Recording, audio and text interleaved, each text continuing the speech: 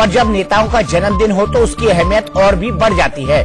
आज मायावती ने अपना जन्मदिन मनाया, लेकिन इस मौके पर उन्होंने विरोधियों को निशाने पर भी लिया। गठबंधन से बाहर हो चुकी कांग्रेस आज मायावती के निशाने पर थी। किसानों के मुद्दों पर मायावती ने कांग्रेस और बीजेपी दोनों पर ही बड़ा हमला बोला।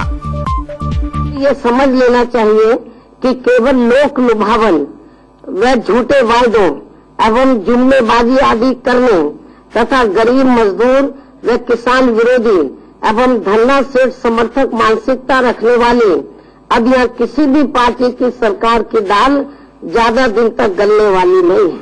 मायावती कह रही है कि अब किसी की दाल नहीं गलने वाली। वादे चाहे जितने करो लेकिन जीत नहीं पाओगे। मायावती ये सिर्फ बीजेपी के लिए नहीं बोल रही, बल्कि कांग्रेस भी उनके निशाने पर है। अपने जन्मदिन के मौके पर मायावती ने कांग्रेस और बीजेपी को आड़े हाथों लिया।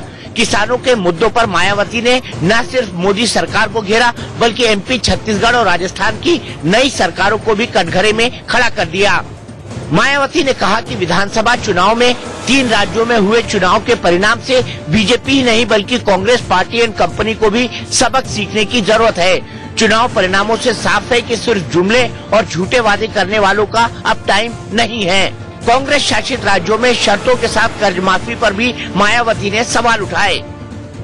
इनमें से किसान लोग तो पूरे देश में यह सबसे ज्यादा दुखी हैं और इस बात का ताजा उदाहरण ये है कि अभी हाल ही में राजस्थान, मध्य प्रदेश, छत्तीसगढ़, तेलंगाना व मिजोरम में हुए विधानसभा चुनाव के जो परिणाम आए हैं, तो उनमें से खासकर मध्य प्रदेश, राजस्थान व छत्तीसगढ़, इन तीनों राज्यों में वे वहां सत्ताधारी रही बीजेपी को काफी बड़ा सबक सिखाने के साथ साथ साफ तौर पर ये काफी कुछ राजनीतिक संदेश भी देते हैं, जिससे केवल बीजेपी को ही नहीं बल्कि कांग्रेस पार्टी और कंपनी के लोगों को भी काफी कुछ सबक सीखने की जरूरत है।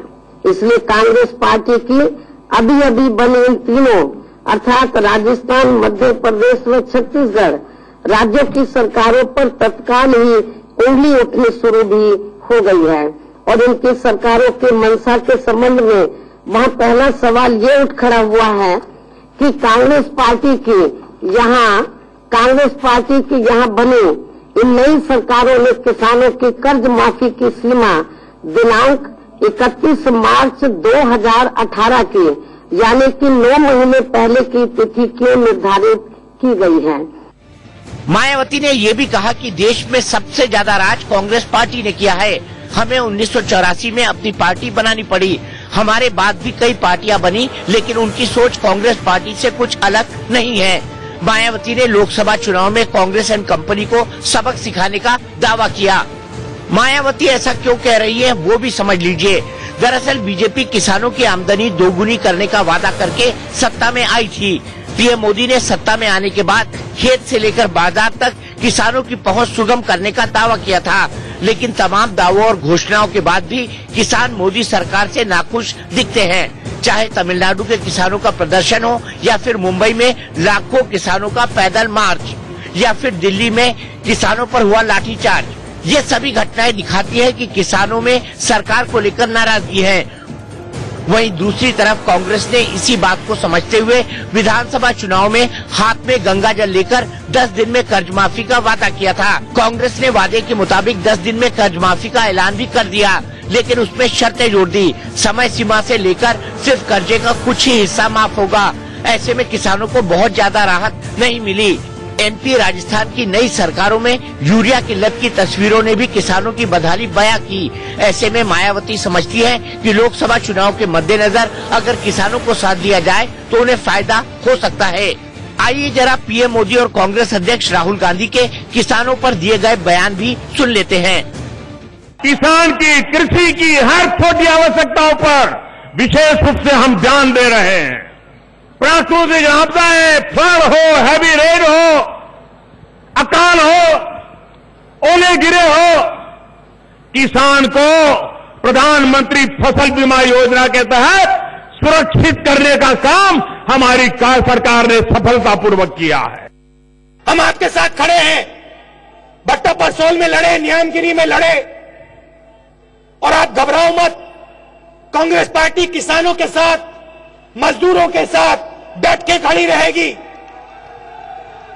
और जहां भी आपसे जमीन छीनने की कोशिश करेंगे वहां कांग्रेस पार्टी आपको दिखाई देगी, कांग्रेस पार्टी के नेता आपको दिखाई देंगे, कांग्रेस पार्टी के युवा आपको दिखाई देंगे, मैं आपको वहां दिखाई दूंगा। चुनावी वादों को मायावती जुमलेबाजी करार दे रही हैं। वैसे मायावती किसानों को लेकर इससे पहले भी खुलकर बोलती रही हैं। मिस्टर याचुरी ने जो मामला उठाया है उससे हमारी पार्टी बिल्कुल सहमत है। ये किसानों के हित का मामला है और मैं समझती हूँ कि सरकार को ये जल्दबाजी में ये जो इन्होंने डिसीजन लिया है वो ठीक नहीं है। बड़े बड़े पूंजीपतियों धरना सेठों को फायदा पहुँचाने के लिए इन्होंने डिसीजन लिया, किसानों के हित के लिए डिसीजन नहीं लिया है। सरकार की जिम्मेवारी बनते ये जो फैसला लिया है और सभापति जी जो आपने कहा कि सरकार को एग्जामिन करना चाहिए, एग्जामिन करके दोबारा इसको पुनर्विचार करना चाहिए, नहीं तो किसानों का बड़ा भारी नुकसान होगा। बीजेपी व श्री नरेंद्र मोदी ने लोकसभा चुनाव के दौरान देश में जनहित में और खासकर गरीबों, दलितों, आदिवासियों, पिछड़ों एवं धार्मिक अल्पसंख्यकों के साथ साथ युवाओं, महिलाओं, किसानों, मजदूरों, कर्मचारियों, व्यापारियों एवं अन्य विभिन्न क्षेत्रों में लगे लोगों के हितों में जो अनेकों चुनावी वायदे किए थे, वे अच्छे दिन लाने के जो बढ़िया बढ़िया सपने दिखाए थे, वे अब अधिकांश या पूरे सपने ही बनकर रह गए हैं और अब इस सरकार में अच्छे दिन नहीं बल्कि पहले से भी और ज्यादा बुरे दिन आ गए हैं। एसपी बीएसपी के गठबंधन से वैसे भी मायावती के हौसले बुलंद है। ऐसे में अगर किसान भी साथ आ जाए तो सोने पर सुहागा हो जाएगा। यही वजह है कि चुनावी मौसम में हर कोई किसानों को साधने में जुटा हुआ है। राजनीति भी गजब है।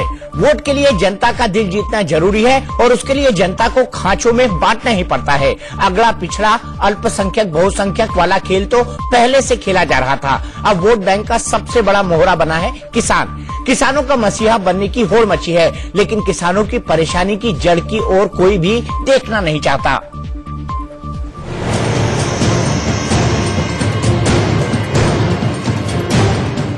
देश में राजनीतिक दल अगर सत्ता में हो तो उन्हें सबसे बड़ी चिंता यही सताती है कि महंगाई काबू में रहे। महंगाई काबू में रहेगी तो मिडिल क्लास को राहत मिलेगी, मिडिल क्लास खुश तो वोट पक्के।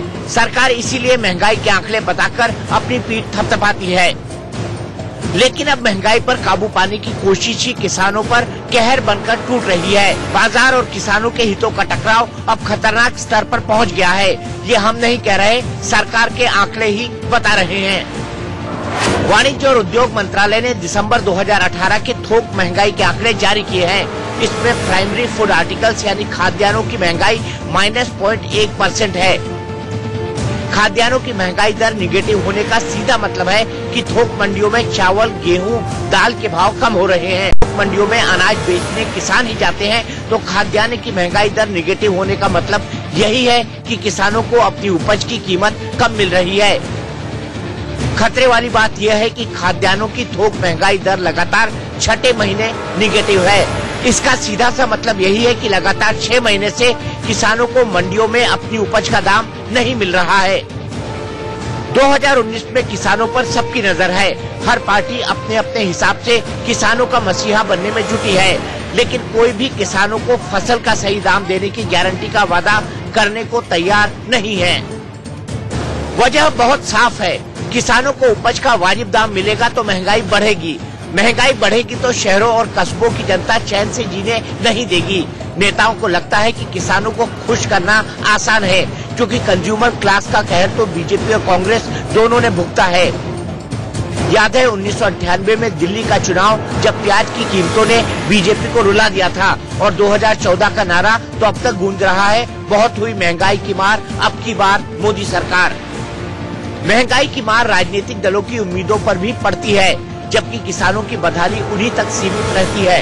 यही वजह है कि पिछले 6 महीने से किसानों को मंडियों में दाम कम मिल रहा है, फिर भी नेता सिर्फ कर्ज माफी का झुंझुना बजाकर उन्हें बहलाने में कामयाब हैं। किसानों की बात चूंकि मायावती ने छेड़ी थी, इसलिए हमने किसानों का हाल बताना जरूरी समझा। वैसे मायावती के जन्मदिन पर तोहफे लेने देने का सिलसिला भी खूब चला। अखिलेश यादव ने लखनऊ में घर जाकर मायावती से मुलाकात की और उन्हें गिफ्ट दिया, लेकिन मायावती ने अपने समर्थकों से बड़ा गिफ्ट मांग लिया। बीएसपी सुप्रीमो मायावती के 63वें जन्मदिन पर अखिलेश यादव ने कुछ इस तरह उन्हें बर्थडे गिफ्ट दिया। पहले फूलों का गुलदस्ता दिया और फिर शाल उड़ाकर उनका सम्मान किया। मीडिया के सामने दोनों मुस्कुराते नजर आए। अपने सहयोगी से मिले इस गिफ्ट से तो मायावती खुश हो गई, लेकिन उन्होंने अपने कार्यकर्ताओं से बड़ा गिफ्ट मांग लिया।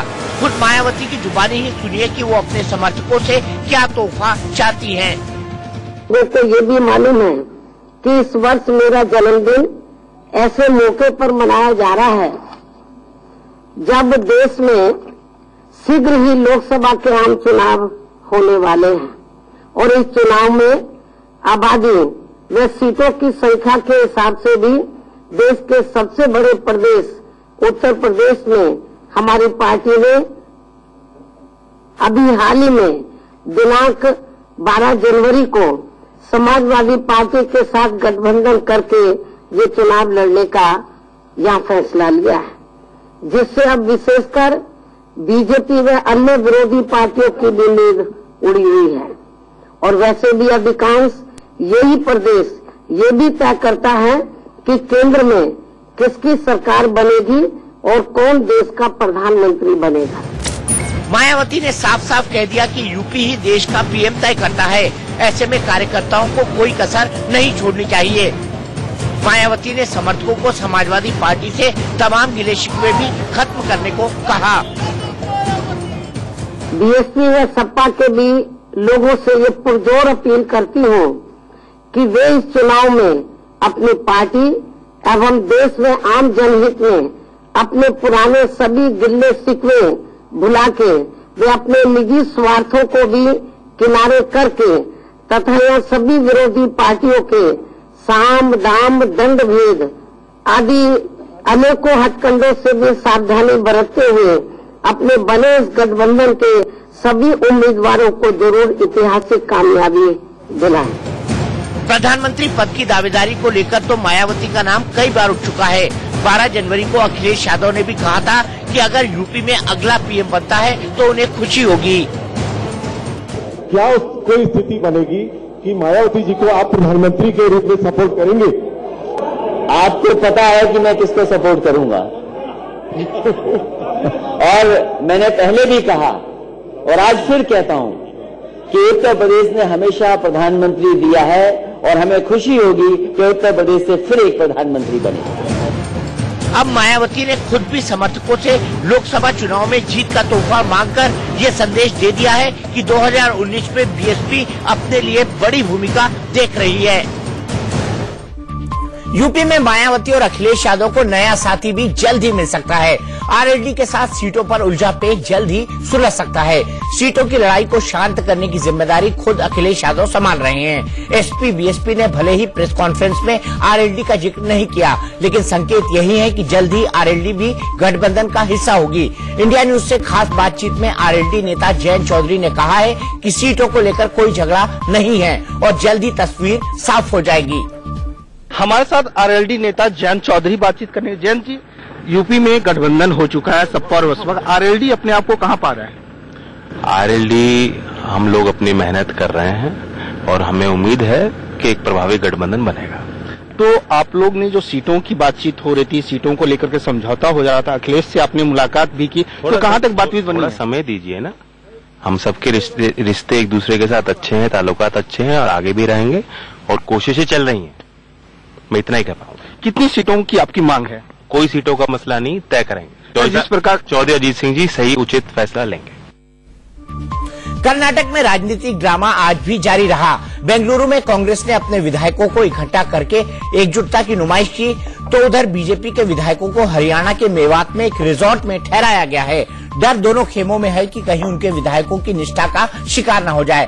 हालांकि कांग्रेस कह रही है कि कर्नाटक में सरकार सुरक्षित है, लेकिन महाराष्ट्र में बीजेपी के नेता राम शिंदे का दावा है कि 3 दिन बाद कर्नाटक में कमल खिलेगा।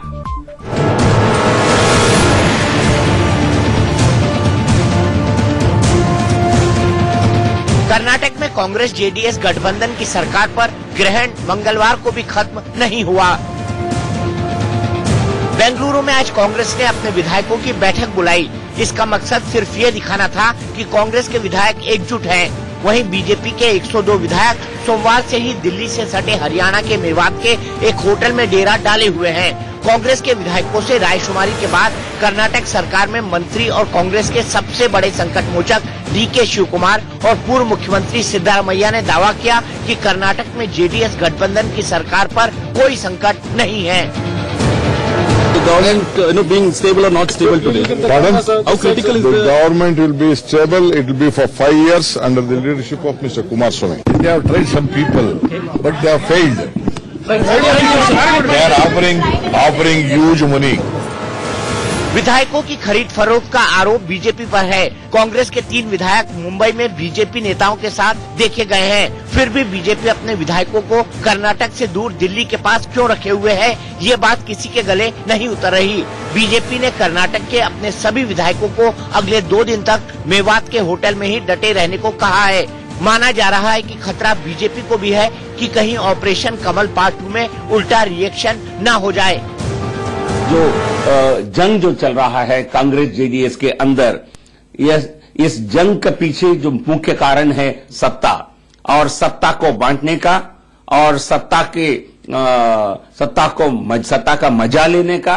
तो एक दूसरे के ऊपर इस प्रकार के आरोप लगा रहे हैं।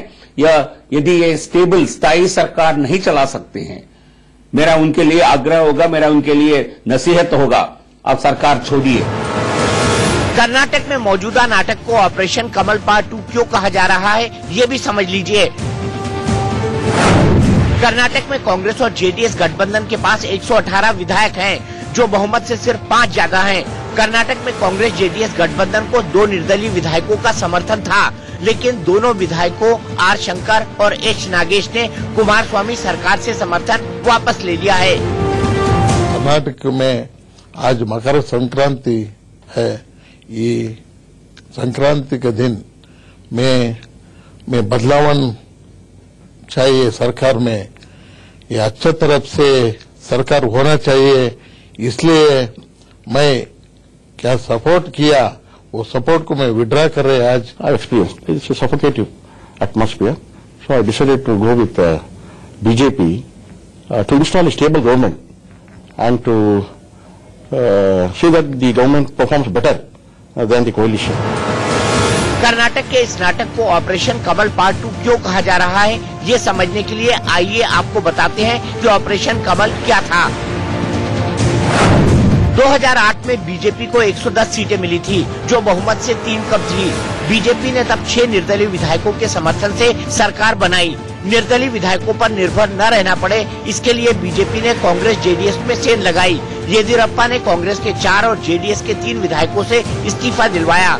कर्नाटक विधानसभा में 7 विधायकों के इस्तीफे के बाद बहुमत का आंकड़ा 109 रह गया। कांग्रेस जेडीएस से इस्तीफा देने वाले 7 विधायकों ने बीजेपी के टिकट पर उपचुनाव लड़ा। इनमें से 5 विधायक बीजेपी के टिकट पर जीते और बीजेपी को 115 सीटों के साथ पूर्ण बहुमत हासिल हो गया।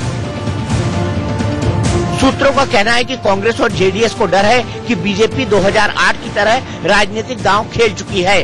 ऑपरेशन कमल पार्ट 2 में कांग्रेस और जेडीएस को किस बात की आशंका है, वो भी समझ लीजिए। सूत्रों के मुताबिक बीजेपी की कोशिश ये है कि कांग्रेस और जेडीएस के कम से कम 13 विधायकों को इस्तीफा देने के लिए राजी कर लिया जाए। 13 विधायकों के इस्तीफे के बाद कांग्रेस जेडीएस गठबंधन में सिर्फ 105 विधायक बचेंगे, जबकि बहुमत के लिए तब 106 की जरूरत होगी। बीजेपी के 104 विधायक हैं और 2 निर्दलीय विधायकों को साथ मिलाकर वो कर्नाटक में बहुमत साबित कर देगी। कांग्रेस के विधायकों की बगावत की उम्मीद में ही मई 2018 में बीजेपी ने बहुमत न होते हुए भी कर्नाटक में सरकार बनाई थी। बीजेपी की तब काफी फजीहत भी हुई। जानकारों का कहना है कि बीजेपी इस बार कोई गलती या जल्दबाजी नहीं करना चाहती। ऐसे में कर्नाटक का यह नाटक अभी लंबा खींच सकता है। आलोक वर्मा की सीबीआई से छुट्टी हो चुकी है, लेकिन अब मुद्दा कांग्रेस बनाम सरकार हो गया है। आए दिन कांग्रेस मोदी सरकार को कटघरे में खड़ा कर रही है। ताजा अपडेट यह है कि कांग्रेस ने उस मीटिंग की कार्रवाई और सीवीसी की जांच रिपोर्ट को सार्वजनिक करने की मांग की है, जिसके आधार पर आलोक वर्मा को निदेशक पद से हटाया गया था। कांग्रेस ने सीबीआई विवाद में सरकार को घेरने के लिए नया दांव चला है। कांग्रेस नेता मल्लिकार्जुन खड़गे ने प्रधानमंत्री दफ्तर को एक चिट्ठी लिखी है। इस चिट्ठी में 10 जनवरी को हुई उस हाई पावर कमेटी की कार्रवाई को सार्वजनिक करने की मांग की गई है, जिसमें आलोक वर्मा को सीबीआई निदेशक के पद से हटाने का फैसला लिया गया था। साथ ही कांग्रेस ने रिटायर्ड जस्टिस A.K. पटनायक की उस जांच रिपोर्ट को भी सार्वजनिक करने की मांग की है, जिसके आधार पर सीवीसी ने वर्मा को हटाने की सिफारिश की थी। हाई पावर कमेटी में प्रधानमंत्री नरेंद्र मोदी, जस्टिस A.K. सीकरी और कांग्रेस नेता मल्लिकार्जुन खड़गे शामिल थे। खड़गे ने वर्मा को हटाने का विरोध किया था, लेकिन पीएम और जस्टिस सीकरी ने 2-1 के मत से वर्मा को हटा दिया था। खड़गे ने बाद में डिसेंट नोट जारी कर कहा था कि आलोक वर्मा पर लगे 10 आरोपों में से 6 को खुद सीवीसी ने आधारहीन माना है। 3 आरोप ऐसे हैं जिन पर सवाल खड़े होते हैं और सिर्फ 1 आरोप ऐसा है जिसमें वर्मा की भूमिका पर शक होता है, लेकिन ये सब वर्मा को हटाने के लिए नाकाफी है। 8 जनवरी को ही 77 दिन की जबरन छुट्टी के बाद वर्मा बहाल हुए थे, लेकिन 2 दिन में सरकार ने उनकी परमानेंट छुट्टी कर दी। वर्मा को इस तरह से हटाने को लेकर ही कांग्रेस सरकार पर हमलावर है। वैसे रिटायर्ड जस्टिस पटनायक का बयान भी कांग्रेस के बयानों को मजबूती देता है। जस्टिस रिटायर्ड पटनायक की देखरेख में ही सीवीसी ने आलोक वर्मा पर लगे आरोपों की जांच की थी। एक इंटरव्यू में जस्टिस पटनायक ने कहा है, आलोक वर्मा पर भ्रष्टाचार के आरोपों को लेकर कोई पुख्ता सबूत नहीं है। उन्हें 2 करोड़ की रिश्वत मिलने को लेकर भी कोई सबूत नहीं है। सीवीसी ने मेरी देखरेख में जो सबूत रिकॉर्ड किए थे वो भ्रष्टाचार के आरोपों को सिद्ध करने के लिए काफी नहीं है। अब कांग्रेस कह रही है कि जस्टिस पटनायक की जांच रिपोर्ट को भी सार्वजनिक किया जाए। जो रिपोर्ट उन्होंने सीवीसी की रिपोर्ट के आधार के ऊपर एक्शन लिया है वो गलत है। हमने कहा कि एक साइड आपने सुना, दूसरे साइड नहीं सुना। ऐसा तो नहीं हो सकता ना। किसी को सूली पे भी लगाना है तो बोथ साइड सुन के सूली पे लगा सकते हो, आप फांसी लगा सकते हो। तो हम किसी की तारीफ नहीं कर रहे, किसी की सपोर्ट नहीं कर रहे, हम तो प्रिंसिपल ऑफ नेचुरल जस्टिस की बात कर रहे हैं।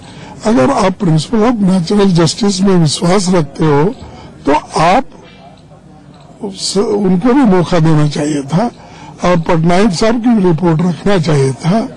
और आलोक की आर्गुमेंट क्या थी और उसने अपने डिफेंस में सुप्रीम कोर्ट को क्या कवर में लेटर दिया था या कागज दिया था, वो सब हमारे सामने पेश करना चाहिए था। कांग्रेस पार्टी और कई ऐसे लोग हैं जो जजमेंट या उनको पसंद आ जाए कोई निर्णय तो उसकी तारीफ करेंगे, नहीं तो आलोचना।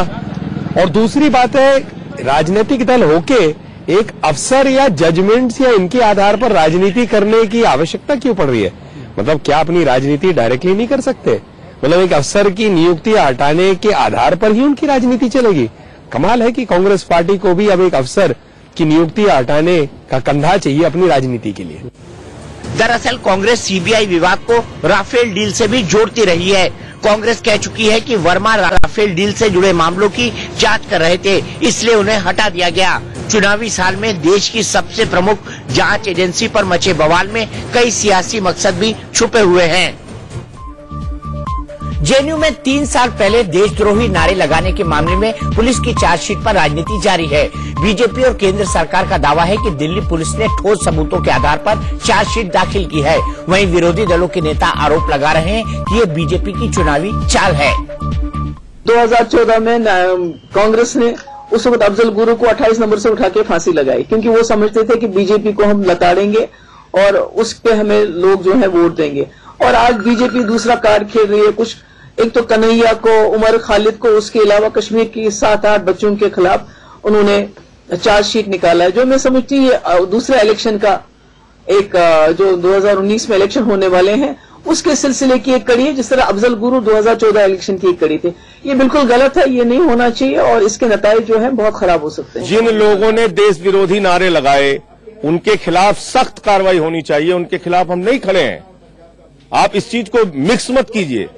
लेकिन दिल्ली पुलिस की जो कार्रवाई है ये कार्रवाई भारतीय जनता पार्टी और मोदी सरकार के इशारे पर है, ये मैं स्पष्ट रूप से कहना चाहता हूं। हमारा ये मानना है कि ये कुछ एक मिसगाइडेड यूथ हैं जिन्हें राजनीतिक दल अपने इस्तेमाल के लिए ला रहे हैं, क्योंकि चुनाव का मौसम है और ये ऐसे राजनीतिक दल जिनका मात्र एक एजेंडा है कि किस तरह से मोदी जी को हटाया जाए। हम ये ना भूलें कि 130 करोड़ जनता इस देश की इस बात का फैसला करती है कि हमारा प्रधानमंत्री कैसा हो। इस बात की जांच हो, इस बात की सजा दी जाए, कड़ी से कड़ी दी जाए, ताकि बाकी लोगों के लिए एक तरह का सबक रहे। जेएनयू कैंपस में 9 फरवरी 2016 को देश विरोधी नारेबाजी हुई थी, जिस पर कैंपस से लेकर संसद तक भारी बवाल मचा था। दिल्ली पुलिस ने सोमवार को पटियाला हाउस कोर्ट में चार्जशीट दाखिल की, जिससे ये मुद्दा फिर से गर्मा गया है। पुलिस ने इस मामले में जेएनयू छात्र संघ के पूर्व अध्यक्ष कन्हैया कुमार समेत 10 लोगों को देशद्रोह का आरोपी बनाया है। चार्जशीट में किस पर क्या आरोप है और किसके खिलाफ पुलिस के पास क्या सबूत है, वो भी समझ लीजिए। चार्जशीट में कॉलम 11 के तहत पहले आरोपी का नाम है कन्हैया कुमार। पुलिस ने कन्हैया पर देशद्रोह और साजिश का आरोप लगाया है। पुलिस का दावा है कि कन्हैया के खिलाफ चश्मदीद गवाहों के बयान है। कन्हैया को मामले की एफआईआर में नामजद किया गया था। कैंपस में देश विरोधी नारेबाजी के आरोप में जेएनयू के चीफ प्रोक्टर ने कन्हैया को सस्पेंड भी किया था। पुलिस के मुताबिक वीडियो फुटेज में कन्हैया की मौजूदगी की पुष्टि हुई है। कन्हैया के मोबाइल फोन से उमर खालिद का एसएमएस भी रिट्रीव हो गया है। कार्यक्रम की मंजूरी रद्द होने पर खालिद ने एसएमएस भेजकर कन्हैया को मौके पर बुलाया था। कन्हैया के मोबाइल फोन की लोकेशन भी घटना स्थल पर पाई गई है। पुलिस की चार्जशीट में दूसरा नाम सैयद उमर खालिद का है। खालिद पर भी चार्जशीट में देशद्रोह और साजिश रचने के आरोप हैं। पुलिस का दावा है कि उमर खालिद के खिलाफ चश्मदीद गवाहों के बयान हैं। पब्लिक अनाउंसमेंट सिस्टम की बुकिंग उमर खालिद ने की थी, इसकी भी गवाहों ने पुष्टि की है। कार्यक्रम के एप्लीकेशन पर उमर खालिद के दस्तखत थे। उमर खालिद ने अनिर्बाण और स्वाति के फर्जी दस्तखत एप्लीकेशन पर किए। इसकी पुष्टि एफएसएल जांच में हुई है। पैम्फलेट पर आयोजक के तौर पर खालिद का नाम था। उमर खालिद की मौजूदगी वीडियो फुटेज से भी साबित हुई है। पैम्फलेट खालिद की मेल आईडी से भेजे गए, इसकी तकनीकी तौर पर पुष्टि हो चुकी है। उमर खालिद के मोबाइल फोन की लोकेशन भी घटना स्थल पर मिली है। पुलिस के पास सबूत के तौर पर वीडियो फुटेज भी है, जिसमें खालिद देश विरोधी नारे लगाता दिख रहा है। मोबाइल कॉल डाटा रिकॉर्ड से पता चला है कि खालिद इस कांड के बाकी आरोपियों और देश विरोधी नारे लगाने वाले कश्मीरी युवकों के संपर्क में था। पुलिस की चार्जशीट में तीसरा नाम अनिर्बाण भट्टाचार्य का है। अनिर्बाण पर भी देशद्रोह और साजिश का आरोप है। पुलिस का दावा है कि अनिर्बाण के खिलाफ चश्मदीद गवाहों के बयान हैं। पुलिस को कार्यक्रम स्थल की बुकिंग के दस्तावेज भी मिले हैं, जिनमें अनिर्बाण का नाम है। अफजल गुरु पर कार्यक्रम के लिए जो पैम्फलेट बांटे गए, उन पर आयोजक के तौर पर अनिर्बाण भट्टाचार्य का नाम था।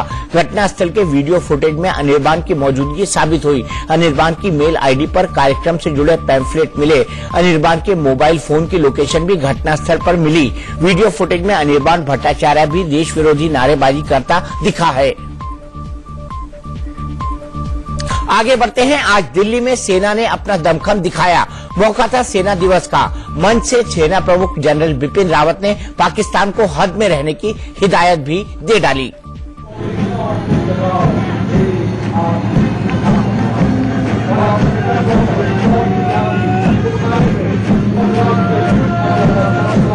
इकहत्तरवें सेना दिवस के मौके पर आज भारतीय सेना ने अपनी ताकत दिखाई।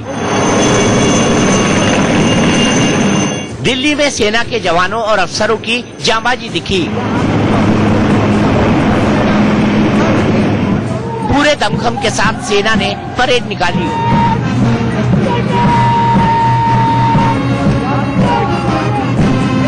देश के दुश्मनों को ये सीधा संदेश है कि कायदे में रहोगे तो फायदे में रहोगे, लेकिन अगर हद लांगी तो मिट्टी में मिला दिए जाओगे। सेना दिवस के मौके पर एक तरफ जहां सेना ने अपनी ताकत दिखाई, वहीं सेना प्रमुख जनरल बिपिन रावत ने पाकिस्तान को उसकी हद भी समझा दी। उन्होंने कहा कि सीमा पार से घुसपैठ पर भारतीय सेना मुंहतोड़ कार्रवाई करेगी। दुश्मन देश आतंकवाद को बढ़ावा दे रहा है, लेकिन हम इसे कामयाब नहीं होने देंगे और जरूरत पड़ने पर दुश्मन के खिलाफ किसी भी तरह की कार्रवाई से पीछे नहीं हटेंगे। नियंत्रण रेखा यानी लाइन ऑफ कंट्रोल पर पूरी सशक्तता और मजबूती के साथ हमारी सेना ने दुश्मन को मुंहतोड़ जवाब दिया है, जिस कारण उनको जान और माल दोनों का भारी नुकसान होता आ रहा है। हम दुश्मन को चेतावनी देते हैं कि किसी भी प्रकार की शत्रुपूर्ण कार्रवाई पर हम भारी कार्रवाई करने से नहीं हिचकिचाएंगे। हमारे पश्चिमी पड़ोसी देश आतंकवादियों को सहायता जारी रखे हुए है। हमारे घुसपैठ विरोधी ऑपरेशन जारी है और रहेंगे।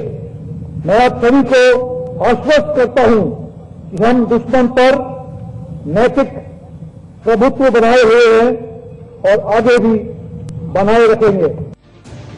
आर्मी चीफ ने ये भी कहा कि हमने कश्मीर में आतंकवादियों को भारी नुकसान पहुंचाया है और हम आतंकवाद का सिर कुचलने के लिए तैयार हैं। सेना दिवस के मौके पर उन वीरों को भी याद किया गया जिन्होंने देश के लिए सर्वोच्च बलिदान दिया है।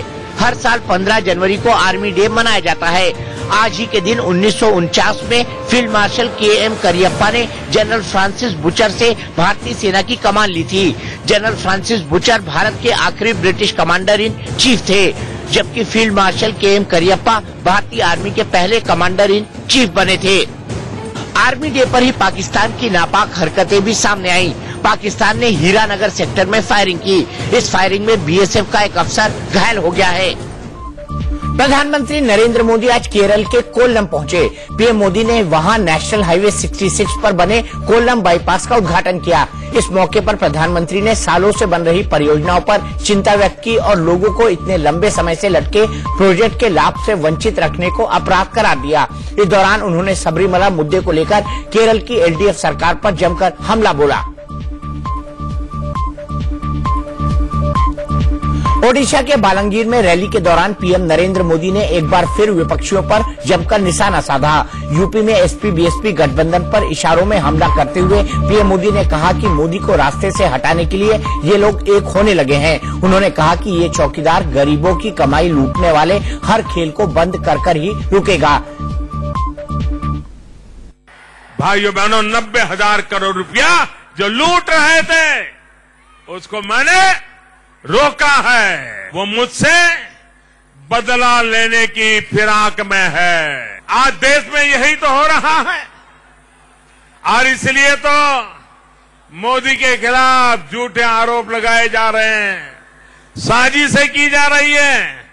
इतना ही नहीं, मोदी को रास्ते से हटाने के लिए अब ये लोग इकट्ठे होने लगे हैं। मैं भी भगवान जगन्नाथ की धरती से ऐसे लोगों को कहना चाहता हूं, ये चौकीदार गरीबों की कमाई को लूटने वालों के सारे खेल बंद करा करके ही रुकने वाला है। इसके अलावा पीएम ने ओडिशा के सीएम नवीन पटनायक पर भी निशाना साधा। उन्होंने ओडिशा सरकार पर आदिवासी हितों की भलाई के लिए चुनाव आने का इंतजार करने का आरोप लगाया। दुख की बात है 4,000 करोड़ में से यहां की सरकार बहुत कम पैसा खर्च कर पाई है। वो पैसा वैसा का वैसा पड़ा हुआ है। मैं हैरान हूं, यहां की सरकार को हो क्या गया है? पैसे हैं, लोगों को जरूरत है, लोगों का हक है, लेकिन सरकार सोई है। उड़ीसा की सरकार को चाहिए कि आदिवासी हितों के लिए जो ये प्रावधान किया गया है उसका भरपूर लाभ लोगों को दिलाएं। चुनाव का इंतजार न करो। अरे लोगों की परेशानी की दूर करो, चुनाव तो आएंगे जाएंगे। नहले पे दहला में फिलहाल एक ब्रेक, लेकिन ब्रेक के बाद भी रफ्तार और विस्तार से खबरों का सिलसिला जारी है। पश्चिम बंगाल की जादवपुर यूनिवर्सिटी में इंटरनेशनल रिलेशंस पढ़ाने वाले प्रोफेसर पर लड़कियों के खिलाफ फेसबुक पोस्ट के जरिए अभद्र टिप्पणी करने का आरोप लगा है। हालांकि बाद में उन्होंने पोस्ट डिलीट कर दी, लेकिन महिला आयोग ने उन पर कार्रवाई की मांग की है।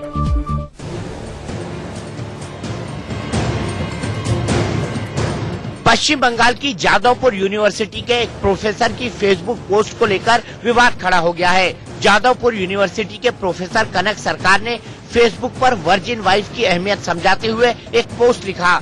इस पोस्ट में उन्होंने लड़की की तुलना सीलबंद बोतल से की है। क्या आप कोल्ड ड्रिंक की बोतल या बिस्किट का पैकेट सील टूटी होने पर भी खरीद लेते हैं?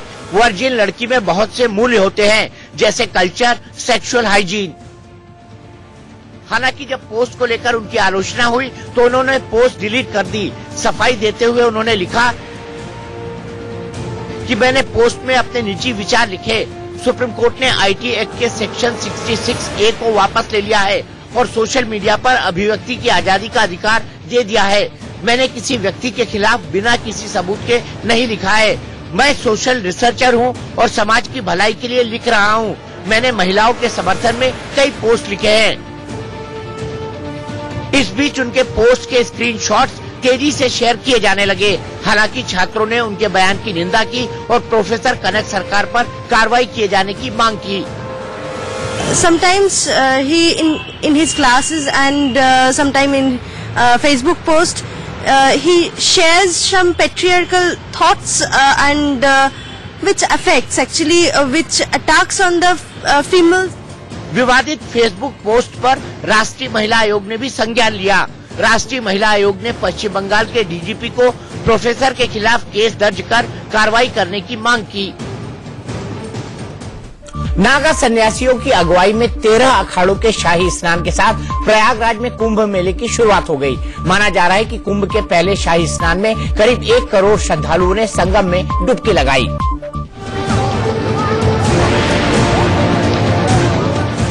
मकर संक्रांति पर अखाड़ों के नागा साधुओं के शाही स्नान के साथ ही प्रयागराज में कुंभ मेला शुरू हो गया। कड़कड़ाती ठंड में कुंभ मेले के पहले दिन सुबह करीब 5:45 पर श्री पंचायती अखाड़ा महानिर्वाणी और पंचायती अटल अखाड़ा के नागा साधु सन्यासी अपने लाव लश्कर के साथ संगम पहुँचे।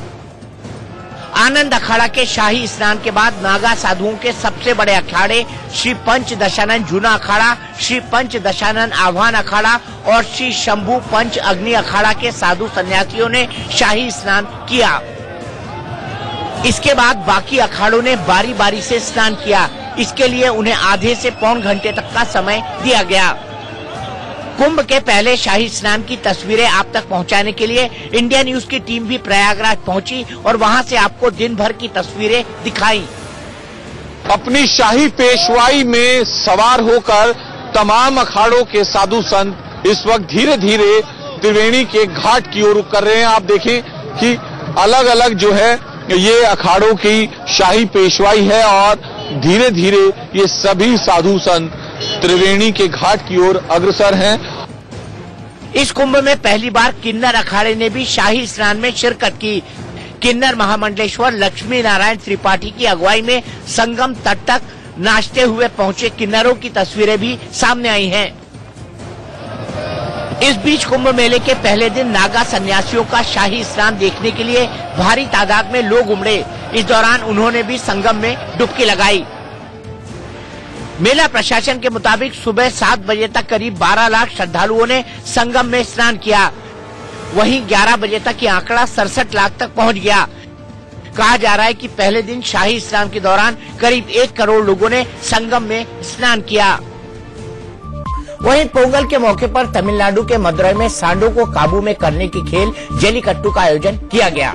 जलीकट्टू का खतरनाक खेल खेलने के लिए लोग अखाड़े में नजर आए। इस वीडियो में देखा जा सकता है कि कैसे लड़कों का एक समूह सांड को काबू करने की कोशिश कर रहा है। दरअसल मदुरई में आयोजित किए गए इस खेल के लिए सरकार की ओर से नए नियम लागू किए गए हैं। जलीकट्टू में हिस्सा ले रहे सभी सांडों के नाम पर टोकन जारी किए गए ताकि जिन्हें चोट लगे उनके बारे में पता लग सके। राज्य सरकार ने ये नोटिफिकेशन पशु क्रूरता निवारण अधिनियम के तहत जारी किया है, क्योंकि इस खेल में अक्सर देखा जाता है कि कई बार लोग अपनी जान तक गंवा देते हैं।